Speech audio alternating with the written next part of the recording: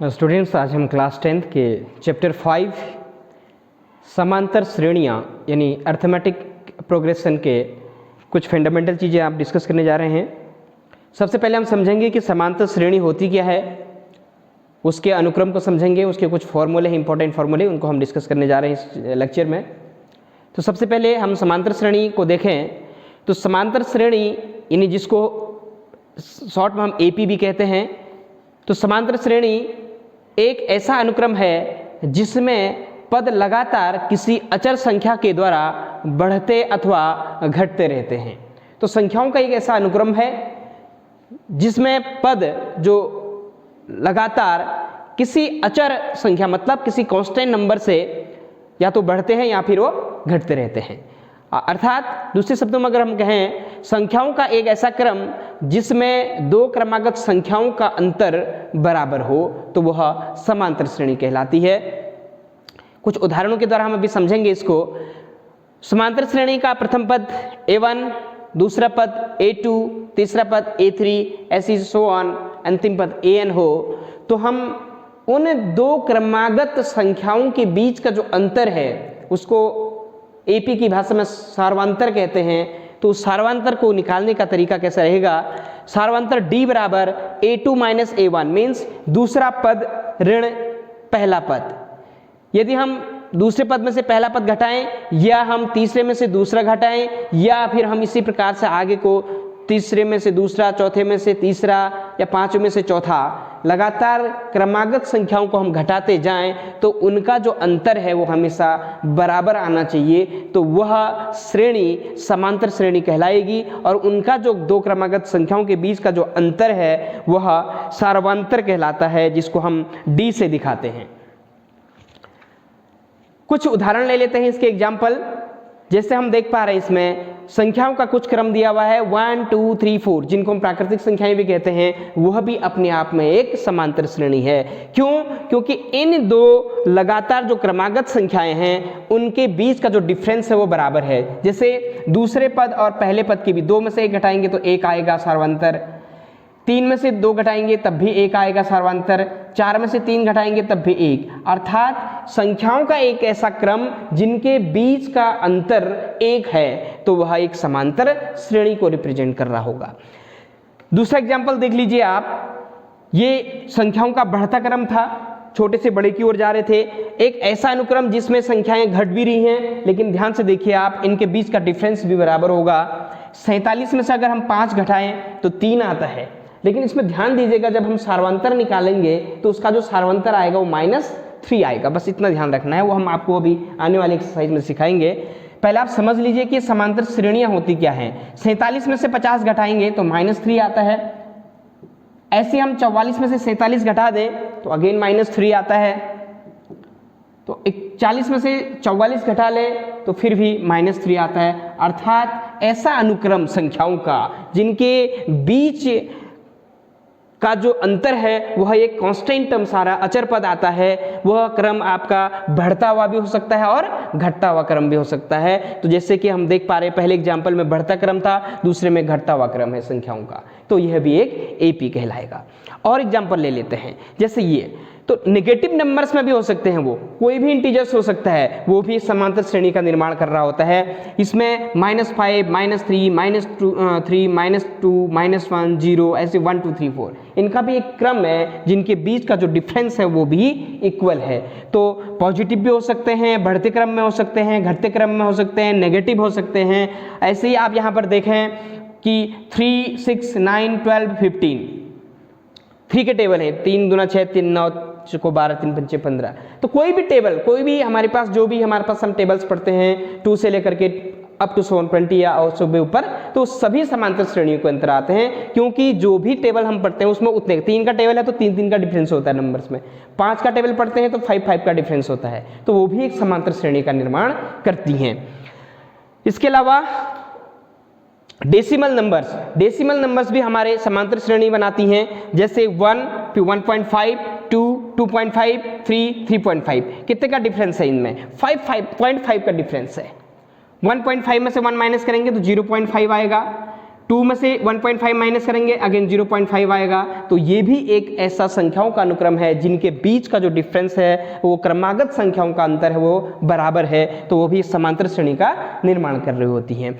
ऐसे ही आप फ्रैक्शन में भी ले लेते हैं, तो फ्रैक्शन में भी हमारे पास समांतर श्रेणियां देखने को मिलती हैं, जैसे 1/2, 1 फिर 3/2, 2। आप देख लीजिए, आप इनका जो कॉमन डिफरेंस है जिनको हम सार्वंतर कह रहे हैं वो भी लगातार बराबर आ रहा होगा। एक में से आधा घटाएंगे तो आधा आएगा, आपको मालूम है। 3/2 में से 1 माइनस कीजिए, 2 1 2, फिर 1/2 आएगा, और 2 में से 3/2 माइनस करेंगे तो 1/2 आता है। तो इसी प्रकार हम देख रहे हैं कि कॉमन डिफरेंस जो है हमारे पास क्या है, लगातार सेम आ रहे हैं, तो हम इस प्रकार के अंकों के श्रेणी को हम समांतर श्रेणी कहेंगे। यदि कहीं पर आपके पास कोई क्रम ऐसा भी आता है, जैसे मान लो आपने 3 3 3 3 लिखा हुआ, क्या इसको हम समांतर श्रेणी कहेंगे? इसको भी हम समांतर श्रेणी कहेंगे, क्योंकि इन दो क्रमागत संख्याओं का अंतर कितना आ रहा है? 0 आ रहा है, वो भी कांस्टेंट है, 0 है, तो वो भी एक समांतर श्रेणी कहलाती है। यदि समांतर श्रेणी का प्रथम पद a तथा सार्वंतर d हो तो समांतर श्रेणी का व्यापक रूप, अब इसका जो व्यापक रूप है वो क्या है? समांतर श्रेणी का वो व्यापक रूप कैसे, ध्यान से समझिएगा। तो समांतर श्रेणी का व्यापक रूप आ जाता है a, a+d, a+2d, a+3d up to so on a+n-1 into d। ये बहुत इंपॉर्टेंट फॉर्मूला है, ये इसका व्यापक रूप है। आपको कॉमन डिफरेंस दिया जाएगा और प्रथम पद दिया जाएगा, तो आपको ये श्रेणी फाइंड करनी होती है, तो उसमें यूज हो जाता है ये। तो पहला पद a, दूसरा पद a+d, तीसरा पद a+2d, चौथा पद a+3d up to so on n पदों तक a+n-1 into d। थोड़ा सा इसको और समझने का प्रयास करेंगे कि ये आता कैसे है। ध्यान से देखिए आप, प्रथम पद a1, पहला पद a1 है और जो हमारे इस व्यापक फॉर्म में a है, तो a1 बराबर a हो जाएगा। जो दूसरा पद है वो a2 श्रेणी का, a2 कैसे निकला? ध्यान से देखिए, अगर हम a2 है तो 2-1 into d कर दें, तो ये 2 में से 1 माइनस करेंगे तो d आ जाएगा, यानी a2 इक्वल टू हो गया a+d, जो अभी हमने व्यापक रूप में दूसरा पद पढ़ा था a+d। तीसरा पद अगर हम निकालें, ध्यान से देखिए आप, तीसरा पद अगर हम निकालें, तीसरा पद a3 equal to a+3-1 into d। ये 3 निकालना था तो 3-1 कर दिया, 2 निकालना था, a2 निकालना था तो 2-1 किया, तो a+2-1 into d। यहाँ 3 निकालना है तो a+3-1 into d, तो ये सॉल्व करेंगे तो a+2d आएगा, जो समांतर श्रेणी का तीसरा पद है, व्यापक रूप में a+2d आया। ऐसे हम चौथे पद की बात करें तो चौथा पद कैसे निकालेंगे? a+4-1 into d, यानी a+3d। जो चौथा पद है वो a+3d है। अब ध्यान से देखिए स्टूडेंट, हो क्या रहा, a1 था वो a हुआ, a2 था तो a+d हुआ, a3 था तो a+3d हुआ, a+3d हुआ, यानी दूसरा था तो a+d आया, यहाँ पर 1 आ गया 1d, 3 निकालना था तो 2d आया, 4 निकालना था तो 3d आया, यानी एक कम आ रहा है। जो हमने जोन सा पद निकालना है, चौथा पद a4 है तो a+3d हो रहा है, एक कम हो रहा है। तो इसी प्रकार से हम व्यापक की ओर चलें, अगर हम nवां पद पूछे आपसे, तो इस प्रकार श्रेणी का जो nवां पद होगा वह an बराबर होगा a+n-1 into d। जिस प्रकार से a3 equal to a+3-1 into d लिखा था, उसी प्रकार an को हम a+n-1 into d लिखेंगे। ये बहुत इंपॉर्टेंट है। तो आपको ये फॉर्मूला कहाँ से आया, आपको समझ में आ पा रहा होगा कि an को हम a+n-1 into d कैसे लिख रहे हैं। जिस प्रकार से a4 को हमने a+4-1 into d लिखा, उसी प्रकार हमने an को a+n-1 into d लिखा हुआ है। तो ये कुछ बेसिक चीज़ें हैं जो समांतर श्रेणी में यूज होंगी, और इसके अलावा कुछ इंपॉर्टेंट फॉर्मूले भी हैं हमारे पास इसके, उसको भी हम डिस्कस कर लेते हैं। कुछ महत्वपूर्ण सूत्र हैं इनके अलावा समांतर श्रेणी में।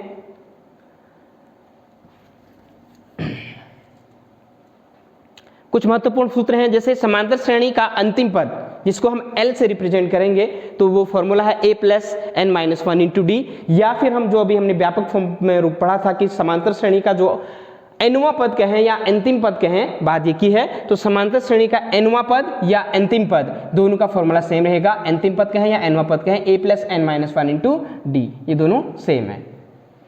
इसके अलावा समांतर श्रेणी के n पदों का योग, हमको समांतर श्रेणी के n पदों का योग निकालना होता है, तो उसमें कौन सा फॉर्मूला यूज होगा? उसमें Sn मतलब sum of n terms is equal to n/2 into 2a plus n-1 into d। ये फॉर्मूला बहुत इंपॉर्टेंट है, आने वाली एक्सरसाइज में इसका यूज करेंगे हम लोग। तो Sn equal to n/2 into 2a plus n-1 into d। समांतर श्रेणी के n पदों का योग का दूसरा फॉर्मूला है, जबकि हमको अंतिम पद दिया गया होगा उस समय Sn बराबर हो जाएगा n/2 a प्लस l, या इसको आप कह सकते हैं n/2 a plus an means अंतिम पद। एक्चुअली ये फॉर्मूला यहीं से आया, Sn वाले से ही। कैसे? अगर हम इसको थोड़ा सा आइडेंटिफाई कर लें, आगे को बढ़ा लें इस फॉर्मूले को, तो यहाँ देखिए आप n/2 इंटू ये 2a है, इसको हम सेपरेट कर लेते हैं, a प्लस a लिख देते हैं, a प्लस a, 2a को a प्लस a लिख दिया, प्लस n-1 इंटू d। तो अभी हमने पढ़ा था n/2 इंटू a प्लस, ये पूरा का पूरा a plus n-1 into d को हमने अभी an कहा था, तो इसकी जगह हम वैल्यू an रख दें तो ये an आ जाता है। तो ये फॉर्मूला बन के आ गया शॉर्ट फॉर्म में Sn is equal to n/2 a plus an। समझ रहे होंगे आप लोग a प्लस an कहाँ से आया, यही इसको हमने 2a को हमने ब्रेक कर दिया a प्लस a में, तो a plus n-1 into d हमने an पढ़ा था अभी, तो ये फॉर्मूला आ गया Sn is equal to n/2 a plus an, या Sn is equal to n/2 a plus l। कुछ इसके इंपॉर्टेंट क्वालिटीज हैं, गुण हैं समांतर श्रेणी के। नंबर 1, समांतर श्रेणी के दो क्रमागत पदों के बीच अंतर सदैव नियत होता है। अभी हमने जैसे डेफिनेशन में बताया था, जो क्रमागत संख्याएं होंगी उनका जो अंतर होगा हमेशा एक कांस्टेंट टर्म्स होगा, एक नियत संख्या होगी।